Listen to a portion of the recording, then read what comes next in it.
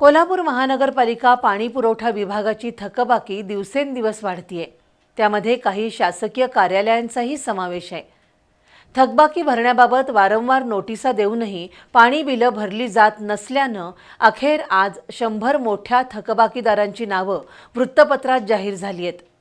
थकबाकीदारांनी पाणी बिलं भरली नाहीत तर पाणी कनेक्शन खंडित करून मिळकतीवर बोजा चढवण्याची कारवाई केली जाईल असं जल अभियंता हर्षजित घाटगे यांनी सांगितलं।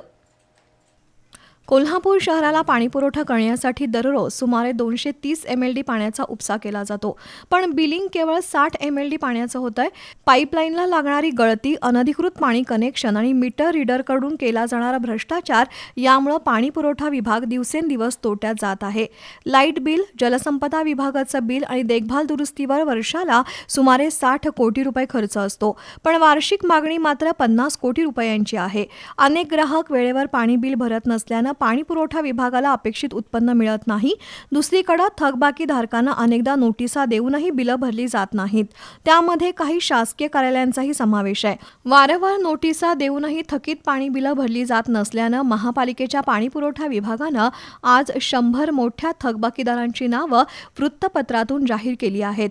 त्यामध्ये शहरातील अनेक प्रतिष्ठित व्यक्ती, संस्था आणि कंपन्यांचा समावेश आहे। जलसंपदा विभागानं पाणी दरात 1000 लिटरला 28 पैशांना वाढ केली आहे। त्यामुळे महापालिकेला महिन्याला 30 ते 35 लाख रुपये जादा भरावे लागतात। त्यामुळे सुद्धा पाणी पुरवठा विभागाचा तोटा वाढत असून थकबाकी वाढत असल्यानं कारवाईशिवाय पर्याय नसल्याचं जल अभियंता हर्षजित घाटगे यांनी सांगितलं।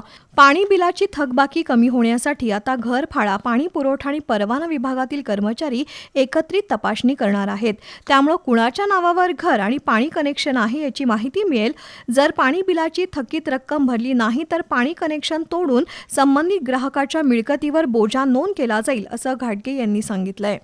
जी काय वसुली असेल, कारण पाणी पुरवठ्याला जो स्टॅटिक खर्च आहे, जो पाणी बिल असेल किंवा पाणी उपसाचा असेल, तो आम्हाला क्रमप्राप्त देणं आहे। मी कसं केलेलं आहे की इरिगेशनने पण यावर्षी थोडंसं पाणी दरात वाढ केलेली आहे। या सर्व गोष्टीचा विचार करता कोल्हापूर महानगरपालिकेमार्फत पाणी पुरवठ्यामार्फत जे काय थकबाकीदार आहेत त्या थकबाकीदारांचे जे पाणी बिल भरलेलं नसलं तर त्यांचे कनेक्शन तोडायला आम्ही चालू करणार आहे। प्रत्येक कनेक्शन होल्डरला एक युनिक आयडेंटिफिकेशन नंबर द्यायचा आहे, जेणेकरून त्याच्या नावावर जर शहरात कुठेही घरफाळा मिळकत असेल किंवा पाणीपट्टीचं कनेक्शन असेल किंवा त्याचं परवाना असेल किंवा इस्टेटकडनं आणि गाळ्याचं काहीतरी असलं तर त्याला एक आयडेंटिफिकेशन नंबर मिळाला तर आम्हाला एका क्लिकवर कळेल की बाबा व्यक्तीचे 4 गोष्टी आहेत, त्यांनी 4 गोष्टीमध्ये त्यांनी डिफॉल्टर कुठेतरी असलं तर त्या दृष्टीने त्या मिळकतीवर आम्हाला कारवाई करायला सोपं जाईल। यापुढे प्रत्येक पाणी कनेक्शन धारकाचं युनिक आयडेंटिफिकेशन केलं जाणार आहे। त्यामुळे केवळ पाणी बिलच नाही तर संबंधित व्यक्ती किंवा संस्थेनं महापालिकेचे कोणतेही कर थकवले तर मिळकतीवर कारवाई होणार आहे।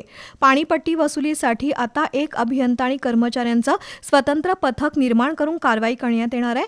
थकबाकी धारकांनी पाणी बिलं भरून महापालिकेला सहकार्य करावं असं आवाहन करण्यात आलंय।